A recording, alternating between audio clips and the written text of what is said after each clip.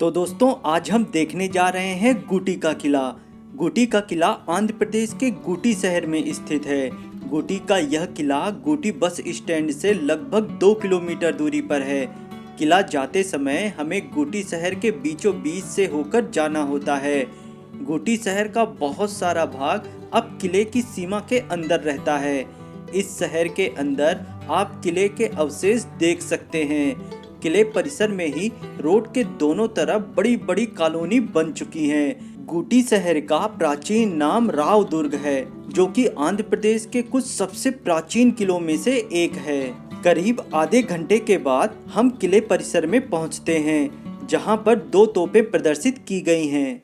तो दोस्तों किला जाने से पहले हमको ब्रिटिश टाइम का एक कब्रिस्तान देखने को मिलता है, जहाँ पे बहुत सारी कब्रें बनी हुई हैं। ये कब्रें ब्रिटिश टाइम की बनी हुई हैं। अंग्रेजों के समय का यह कब्रिस्तान बहुत ही बड़ा और मशहूर है, क्योंकि इस कब्रिस्तान में बहुचर्चित व्यक्ति मेजर जनरल थॉमस मुनरो को दफनाया गया है। थॉमस मुनरो मद्रास प्रेसिडेंट के गवर्नर होने के साथ साथ ईस्ट इंडिया कंपनी के अधिकारी और एक राजनेता भी थे।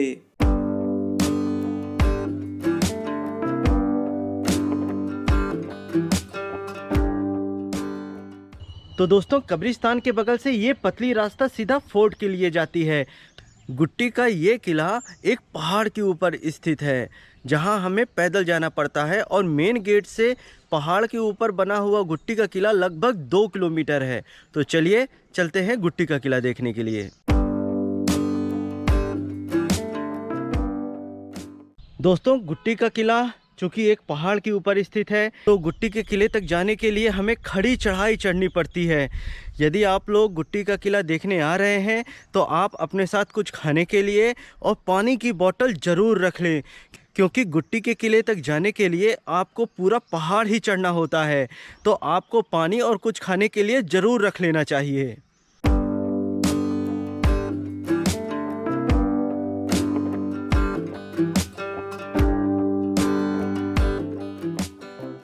गुट्टी का किला जाते समय हमको सबसे पहले एक दरगाह देखने मिलती है।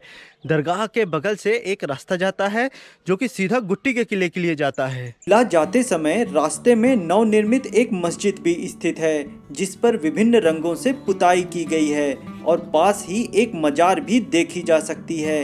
इस मजार के आसपास कई कब्रें भी बनी हैं। तो दोस्तों लगभग 1 किलोमीटर की चढ़ाई चढ़ने के बाद हमको किले की बाउंड्री देखने को मिलती है। यह किला लगभग 2 किलोमीटर ऊंची पहाड़ी पर स्थित है, जिसकी एक कठिन चढ़ाई है। पहाड़ पर स्थित होने के कारण इस किले को गुटी शहर के किसी भी भाग से आप देख सकते हैं। तो दोस्तों जैसे ही आप किले पर जाते जाएंगे, आपको गुट्टी शहर का सुंदर नज़ारा दिखाई पड़ेगा।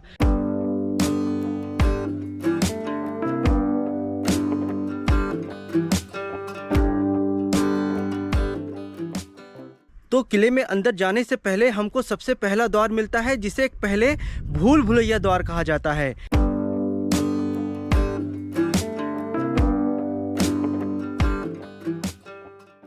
कहा जाता है कि ये द्वार का रास्ता टेढ़ा मेढ़ा है।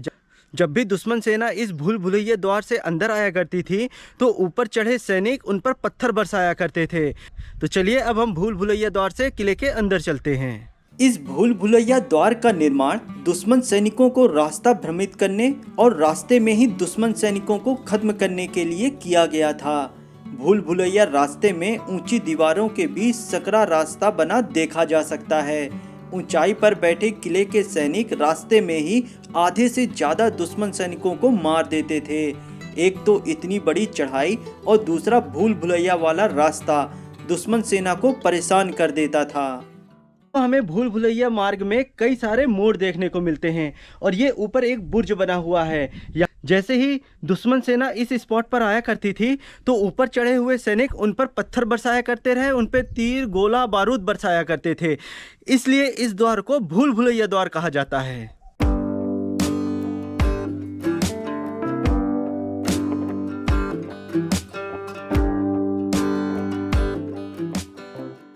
भूल भुलैया द्वार के बाद हमको एक स्वागत द्वार देखने को मिलता है। जब भी राजा युद्ध विजय करके यहाँ पे आया करते थे, तो यहाँ पर तो किले पर स्थित महिलाएं उन पर इसी गेट पर, इसी स्वागत द्वार पर उन पर फूल माला बरसाया करती थीं। तो चलिए अब हम स्वागत द्वार से किले के अंदर चलते हैं। यह किले के अंदर आने का मुख्य द्वार था। इस गेट से अंदर आना मतलब कि किले में प्रवेश करना था। विजयनगर राज्य के संस्थापक बुक्का राया ने इस किले को किलों का राजा कहा था, क्योंकि यह किला सुरक्षा की दृष्टि से सबसे सुरक्षित किलों में से एक था। पहाड़ पर बने इस किले से दुश्मन सेना पर नजर रखी जा सकती थी। दूर से ही दुश्मन सेना को देखा जा सकता था। इस किले के चारों तरफ कई बुर्ज भी बने देखे जा सकते हैं, जहां किले के सैनिक पहरा देने का काम किया करते थे। किले में अंदर आते ही सबसे पहले हमको एक सराय देखने को मिलती है। इस सराय में घोड़ों को बांधा जाया करता था।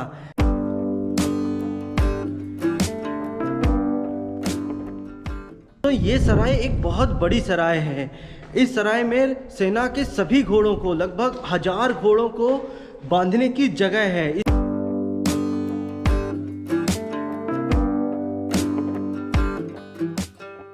अभी हम आपको सराय बाहर से दिखा रहे हैं। आपको बाहर से देखकर समझ में आ जाएगा कि ये सराय कितनी बड़ी सराय है।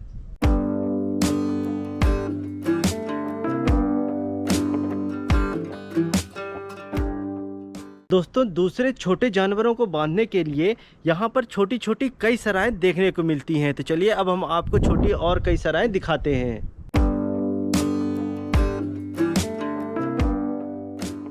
ये जो आप गेट देख पा रहे हैं, ये सराय में जाने का मुख्य द्वार हुआ करता था। ये सराय एक बहुत बड़ी सराय है, जहाँ पे हजारों जानवरों को एक साथ बांधा जा सकता है। यहाँ पर हाथी, घोड़े, बकरी, गाय, बैल और भी कई सारे जानवर यहाँ पे बांधे जा सकते हैं।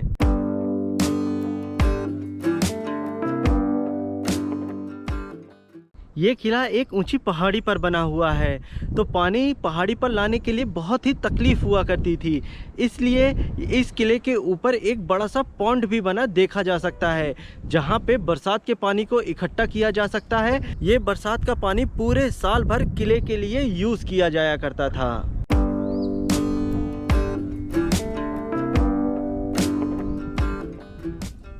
तो किले में इंटर करते ही दोस्तों हमको एक और बहुत इम्पॉर्टेंट चीज़ दिखाई पड़ती है, वो है सैनिक गृह। यहाँ पर एक बड़ी बिल्डिंग दिखाई पड़ती है, जो कि सैनिकों के रहने के लिए बनाई गई थी। यहाँ पर छोटे छोटे कमरे बने हुए हैं, जहाँ पे कई सैनिक एक साथ रहा करते थे। तो चलिए अब हम आपको ये बिल्डिंग भी दिखाते हैं।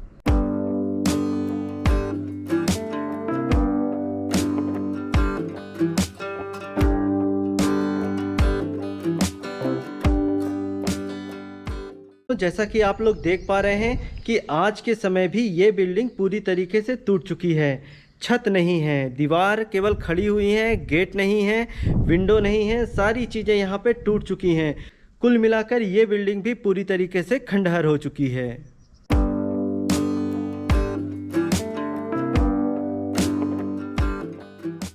अब हम जा रहे हैं मुख्य किले की ओर। अभी तक हमने आपको पॉन्ड दिखाया, सराय दिखाई और सैनिकों के रहने की जगह दिखाई।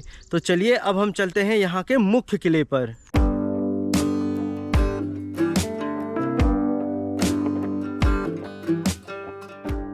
तो दोस्तों, अभी हम लोग खड़े हैं किले के राजद्वार पर। यहीं से होकर राजा अपने महल की ओर जाया करते थे, इसलिए इसको राजद्वार कहा जाता है।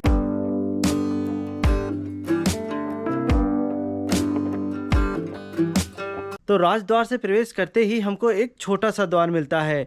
इस राजद्वार तक ही राजा अपने ऊंट पे, घोड़े पे या फिर हाथी पर सवार होके आया करते थे, और यहाँ पर राजा उतरने के बाद इस छोटे द्वार से किले के अंदर जाया करते थे। तो चलिए अब हम आपको किले को अंदर से दिखाते हैं।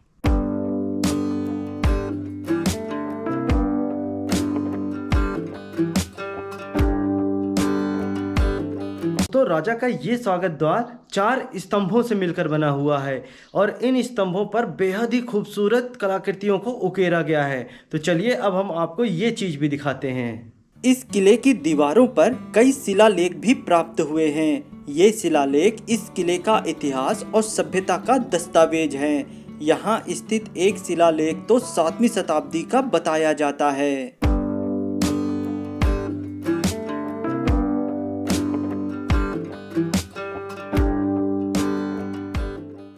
चारों तरफ से खाई से घिरा होने के कारण ये किला बेहद ही सुरक्षित किलों में से एक था।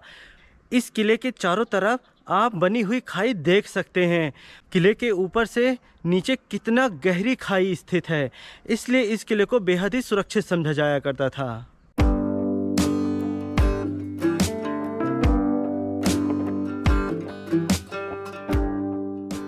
किले पर इस तरीके के कई चेक पोस्ट देखने को मिलते हैं।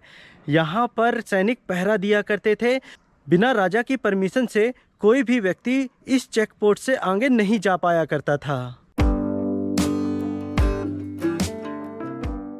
तो दोस्तों, थोड़ी दूर और पैदल चलने के बाद हमको दूसरा चेक पोस्ट दिखाई पड़ता है।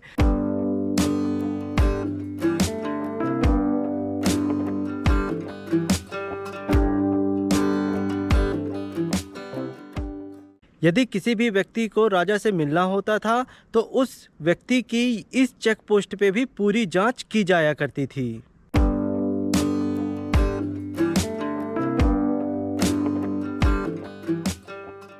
दूसरे चेक पोस्ट के पास हमको एक बड़ा सा बुर्ज देखने को मिलता है। इस बुर्ज पर 24 घंटा सैनिक तैनात रहते थे।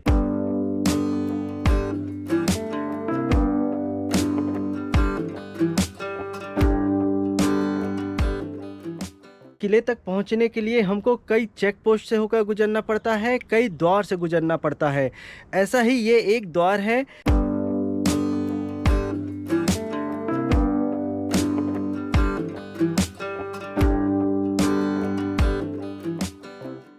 इस द्वार पर भी हर व्यक्ति की अच्छी तरीके से पड़ताल की जाया करती थी, फिर उसको किले में आने की अनुमति हुआ करती थी।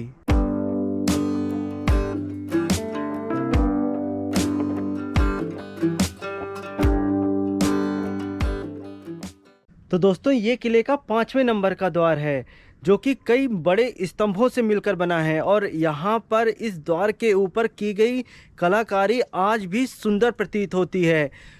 अब हम इस 5वें द्वार से किले में प्रवेश करते हैं।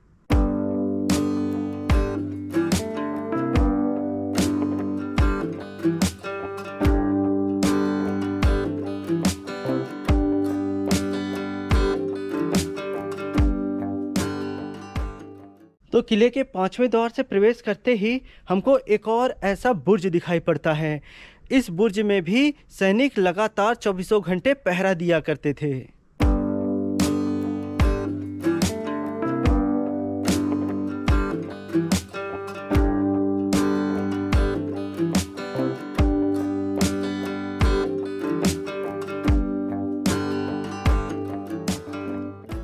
तो दोस्तों, ये किले का 6वां द्वार है, जिसे विष्णु द्वार कहा जाया करता था। विष्णु द्वार इसलिए कहा जाया करता रहा क्योंकि इस किले के द्वार पर विष्णु जी की प्रतिमा उकेरी गई है। ये द्वार भी कई स्तंभों से मिलकर बना है, जहाँ पर कई देवी देवताओं की मूर्तियों को उकेरा गया है, कई कलाकृतियों को उकेरा गया है।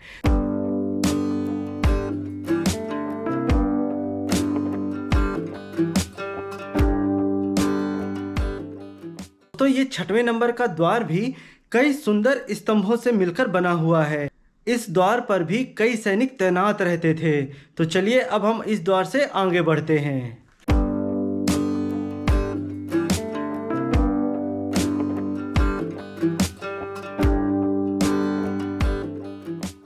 विष्णु द्वार से अंदर आते ही हमको एक शंकर घाटी नामक स्थान मिलता है।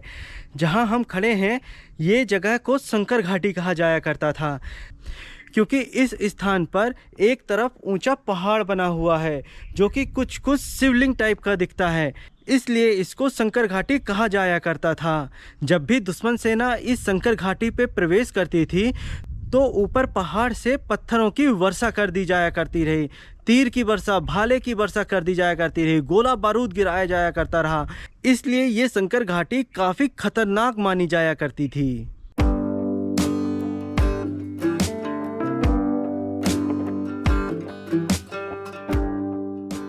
गुटी का यह किला सत्ता लोभियों का केंद्र रहा है, जिसके कारण इस किले पर कई युद्ध लड़े गए। विजयनगर राज्य के राजा कृष्णदेव राय के पतन के बाद यह किला गोलकुंडा के शासकों और हैदराबाद के निजामों के अधीन रहा।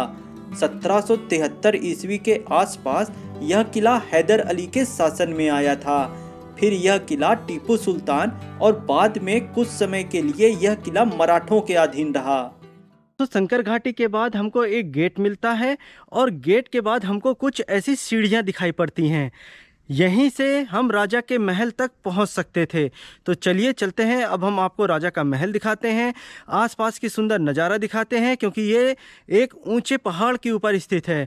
तो आसपास के पूरा गांव, पूरा शहर, बड़े पर्वत आसानी से देखे जा सकते हैं। तो चलिए ये सारी चीज़ें अब हम आपको दिखाते हैं।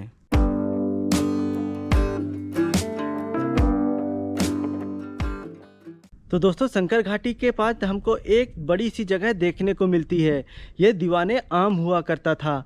यहाँ पर राजा का आम दरबार लगा करता था। यहीं पर बैठकर राजा न्याय किया करते रहे, लोग अपनी समस्या को राजा को बताया करते रहे।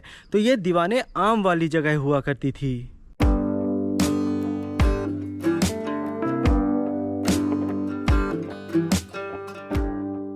इस किले में 1 दर्जन प्रवेश द्वार, 15 छोटे महल, कई मंडप, तोपखाने, तालाब, मंदिर और जेल देखने वाली जगहें हैं। ज़्यादातर इमारतें तो खंडहर हो गई हैं, परंतु बची कुची इमारतें किले के अस्तित्व और भव्यता की याद दिलाते हैं।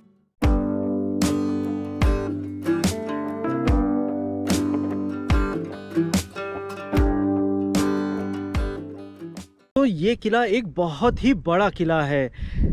तो दोस्तों, ये किला एक बहुत ही बड़ा किला है।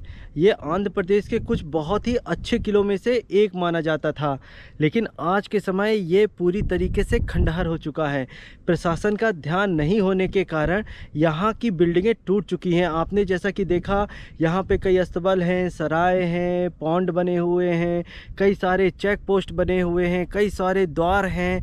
तो ये किला आंध्र प्रदेश के कुछ महत्वपूर्ण किलों में से एक था, जो कि आज के समय पूरा खंडहर हो चुका है, केवल इस कारण कि प्रशासन यहाँ का ध्यान नहीं दे रहा है इस किले के ऊपर।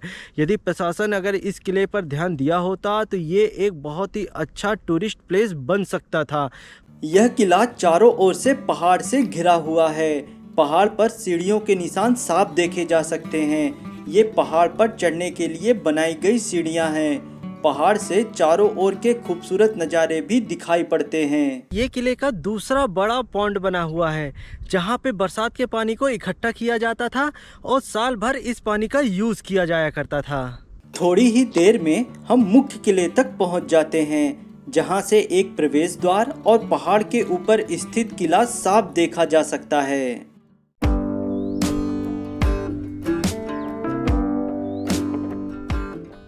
तो अभी हम लोग किले के 7वें नंबर गेट के सामने हैं।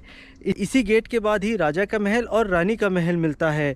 इस गेट के पहले भी कई सारे घर यहाँ बने देखे जा सकते थे, जहाँ पर आम जनता रहा करती थी। अब हम इस द्वार से किले में प्रवेश करते हैं, जहाँ हमें पूरी बस्ती ही दिखाई पड़ती है। यहाँ किले के अंदर कई टूटी हुई इमारतें भी देखी जा सकती हैं। अभी हम इन सीढ़ियों के माध्यम से राजमहल की ओर जाते हैं। राजमहल तक जाने के लिए एकदम खड़ी चढ़ाई चढ़नी होती है। तो दोस्तों, 7वें गेट के बाद भी कुछ सीढ़ियां हमको मिलती हैं। ये सीढ़ियां राजा महल और रानी महल के लिए जाती हैं, पर आज के समय राजा महल और रानी महल पूरी तरीके से खंडहर हो चुका है। तो चलिए अब हम आपको वो भी दिखाते हैं। जैसे ही हम थोड़ी चढ़ाई चढ़ते हैं तो हमें एक और प्रवेश द्वार दिखाई पड़ता है। यहाँ से दूर दूर तक के सुंदर नज़ारे भी देखे जा सकते हैं। गुटी का किला आंध्र प्रदेश के सबसे पुराने पहाड़ी किलों में से एक है। यह किला ग्रेनाइट चट्टानों से बना है। यह किला लगभग 20 एकड़ क्षेत्रफल में फैला हुआ है।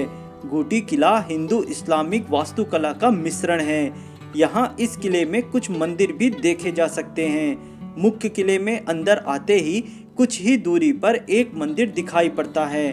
कहा जाता है कि यह मंदिर नरसिम्हा मंदिर था। यह नरसिम्हा मंदिर किले परिसर का सबसे प्राचीन मंदिर है, परंतु आज के समय यह मंदिर पूरी तरह खंडहर में बदल चुका है। तो इस किले में एक मंदिर भी दिखाई पड़ता है जो कि डोम संरचना का बनाया गया है। इस मंदिर के आंतरिक संरचना पर कई सुंदर कलाकृतियों को, कई सारी पेंटिंग्स को उकेरा गया है। तो चलिए अब हम आपको ये मंदिर अंदर से दिखाते हैं। इस मंदिर के आंतरिक भाग पर की गई कलाकारी, पेंटिंग्स बेहद ही खूबसूरत हैं, जो कि मंदिर की आंतरिक दीवारों और छतों पर की गई हैं। पूरे मंदिर में सन्नाटा परसा हुआ था, इस कारण मंदिर के अंदर जाने की हमारी हिम्मत नहीं हुई।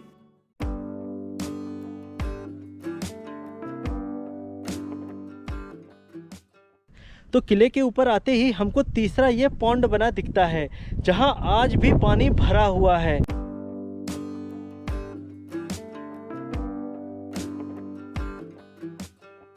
इस पॉन्ड में बरसात का पानी को इकट्ठा किया जाया करता था।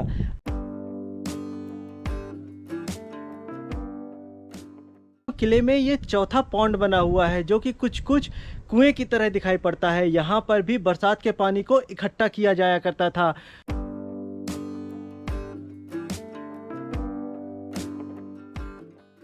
अब जाके हम राजा के निवास स्थान राजमहल पर पहुंच पाते हैं।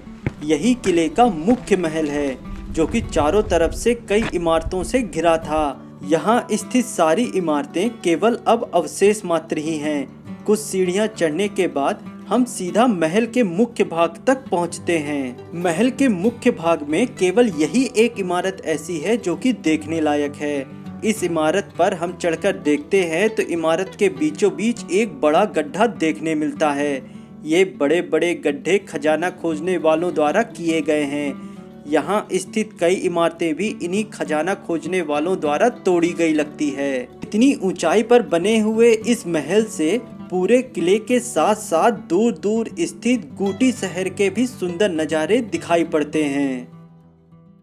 तो हम इस किले के सबसे ऊंचे स्थान राजा के महल तक पहुंच चुके हैं। ये किले का सबसे ऊंचा स्थान है जहां पे राजा अपनी रानी के साथ निवास किया करते थे और यहां से चारों तरफ के खूबसूरत नज़ारे भी दिखाई पड़ते हैं। तो चलिए अब हम आपको चारों तरफ के यहाँ के खूबसूरत नज़ारे दिखाते हैं, राजा का महल भी दिखाते हैं। पर आज के समय राजा का महल पूरी तरीके से टूट चुका है, खंडहर हो चुका है, बड़े बड़े होल हो चुके हैं। ये समझ में नहीं आता है कि ये राजा का महल या रानी का महल है या फिर कुछ और। तो चलिए जो भी है हम आपको दिखाते हैं। चूँकि गुटी का यह किला आंध्र प्रदेश के सबसे प्राचीन किलों में से एक है और यहाँ कई युद्ध भी लड़े गए हैं। कहा जाता है कि जब भी इस किले का शासक युद्ध हारने वाला होता था तो वो राजा किले स्थित खजाने को किले के किसी भाग में छिपा देता था। कहा जाता है कि इस किले में अथाह खजाना भंडार है, जिसको चोरी से लोग समय समय पर खोजने आते हैं। इसी कारण से इस किले के कई भाग खंडहर हो गए हैं। लोगों ने इमारतों को तोड़कर खजाना खोजा है। जगह जगह इस किले में गड्ढे बने देखे जा सकते हैं। तो दोस्तों राजा महल के आसपास कई छोटे और बने हुए महल देखे जा सकते हैं। चलिए अब हम आपको वो स्थान भी दिखाते हैं जहाँ पे राजा के मंत्री और राजा के विशेष अतिथिगण रहा करते थे। यहाँ स्थित इमारतों में राजा के मंत्रीगण, सिपेहसालार, विशेष अतिथि रहा करते थे। यहाँ स्थित इस तरह की टूटी हुई विशेष इमारतें देखी जा सकती हैं। तो ये गुट्टी का किला आज तक का हमारा देखा हुआ सबसे बड़ा किला है, क्योंकि इस किले में कई प्रवेश द्वार हैं, कई चेक पोस्ट मिलेंगे, कई बड़े बड़े पॉन्ड हैं, कई सारी हवेली बनी हुई हैं, कई सारे महल बने हुए हैं। तो ये किला बहुत ही बड़ा किला है, पर आज के समय ये किला पूरी तरीके से खंडहर हो चुका है और इसका पूरी जवाबदारी हम यहाँ के प्रशासन को देते हैं कि उन्होंने ये किले की मरम्मत नहीं की, देखभाल अच्छे से नहीं की। यदि इस किले की देखभाल मरम्मत अच्छे से की जाती तो ये आंध्र प्रदेश के सबसे अच्छे किलों में से एक माना जाता, सबसे अच्छा टूरिस्ट प्लेस होता। पर दोस्तों ऐतिहासिक दृष्टि से देखा जाए तो ये किला बहुत बड़े इतिहास को समेटे हुए है और इस किले का बहुत ही बड़ा ऐतिहासिक महत्व भी है। तो दोस्तों यदि वीडियो पसंद आया हो तो प्लीज़ वीडियो को लाइक करें, कमेंट करें, शेयर करें और हमारे चैनल को सब्सक्राइब करना ना भूलें। Thank you.